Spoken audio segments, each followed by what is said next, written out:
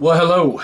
Welcome to the Daily Octane. Today is Monday, right? It's Monday now? Yeah, it is. Today's Monday, March 30th. I am in a very different place today than I was yesterday. For the last couple days, for those of you that are watching my videos, I have been kind of accusatory, kind of combative, and I'm not sorry for that, right? I don't want to say that I'm sorry. I don't want to say that I was wrong, because I don't believe that I was. I still believe that we have an absolute idiot in charge of our government right now on the federal level. I believe that our governor here in New York State is doing a good job, but none of that matters about what I want to talk about today. Last night, my girlfriend and I were having a conversation because I was feeling very stressed out. I'm assuming a lot of you out there are also feeling stressed out. This whole thing that we're living in right now is complicated. It's different. She said to me that perhaps I should do something I have not done in a long time, and that is to meditate. I used to do it all the time. Not daily, not every day, certainly. I would say that I probably meditated once or twice a week. Several years ago, I also went on a little bit of a personal journey. This was around the beginning of my massage career. I had started to research Buddhism a little bit. By no means am I a Buddhist. I've never tried to live my life like a Buddhist, but I did spend some time studying it, understanding it as much as I could as a layman, studying Buddhism as a Western person, somebody living in the United States or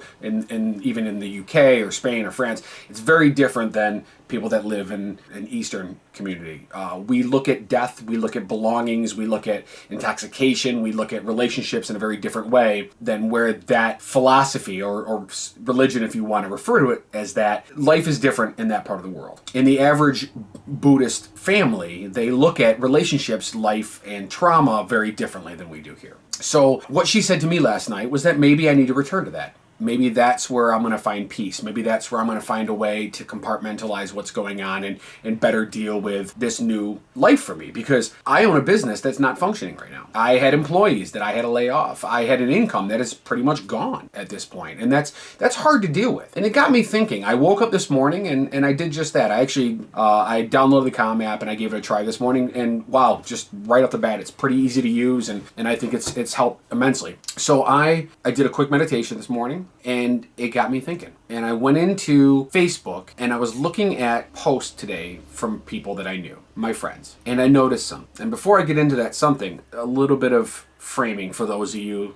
that are on social media. When this first started a couple weeks ago, there were jokes everywhere. Everybody had a meme or a funny statement to make about the coming pandemic. And we joked about, the China flu, and we joked about how relationships were going to be. We joked about the toilet paper missing. And then over the course of the first week into the second week, it started to change a little bit. We started to see a little bit more hostility. I started seeing a lot of my friends in the South blaming New York. Of course, a lot of people blame China. You started seeing conspiracy theories directing blame at the media, directing blame at Trump, which I buy into that one, but at the same time, you notice a lot of just hostility and anger. And then I started to reflect on how I was feeling yesterday, and maybe how some of you were feeling as well. And I went on this morning onto Facebook and I noticed sadness. I noticed people that are lamenting our current condition, people that are depressed. And then it clicked on me. What we've been seeing are the stages of grief. It's called the Kubler-Ross cycle. It's these stages of grief that we go through. You start with denial. Denial turns to anger.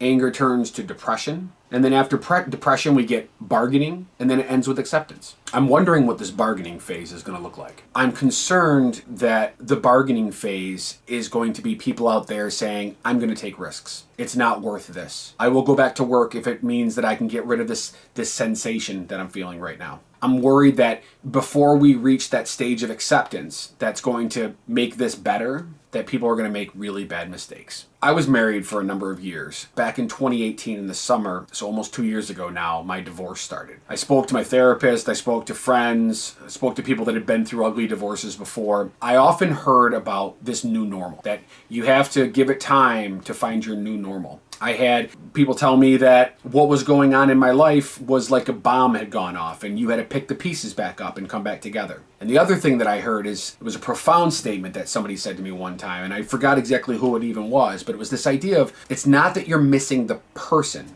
in a divorce. It's that you're missing the life you used to have. Because regardless of how much you try to keep the pieces together, after a divorce, your life is never the same. Well, here we are. Our lives are not the same right now. Right now, each and every day, we're getting up and we're living in a new normal. We haven't come to terms with it yet. I mean, maybe some people have. And maybe for some of you out there, life hasn't changed at all. Maybe you're still going to work the same way you do. Maybe you already had a fairly seclusive lifestyle. Maybe you're an introvert. I see these jokes all over the place. Maybe you're an introvert who is like, oh my God, finally the world looks the way I want it to. And that's great. But for a lot of us, me, and a lot of people that I know, and a lot of the things that I'm seeing online, for a lot of us, this isn't normal. This is our new normal. And you have to take the time to accept it and get to that point. Now, I love disclaimers, so here's a disclaimer for you. I am not a therapist. I am just a man in my 40s who's lived a lot of life and experienced a lot of bullshit. And the sense that I get is that we have to come to terms with this pretty quickly here. This is what life looks like right now. And as I've said before, this is not going to be over in 2 weeks. This probably won't even be over in 2 months. This may go on for a long while. Even if we get to the point where the economy demands that we go back to work,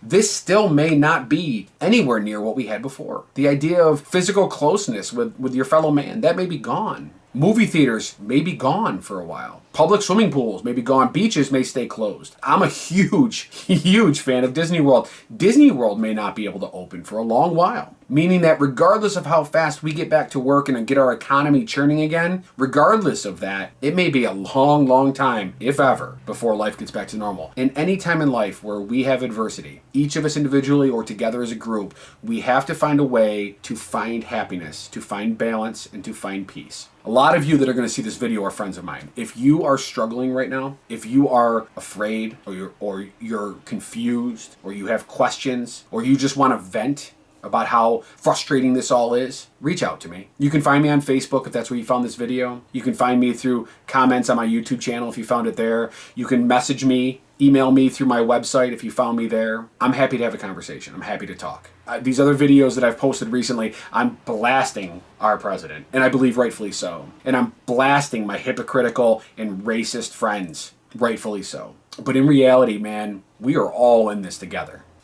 Socially distant, but we're in it together. So take care of yourselves. Take care of your fellow man. Take care of your loved ones. Take care of yourself. Thank you for watching today's episode of The Daily Octane. Check out my website, thedailyoctane.com. Subscribe to my channel if you found me on YouTube. Like my page if you found me on Facebook. And thanks for always for watching. I'll see you tomorrow.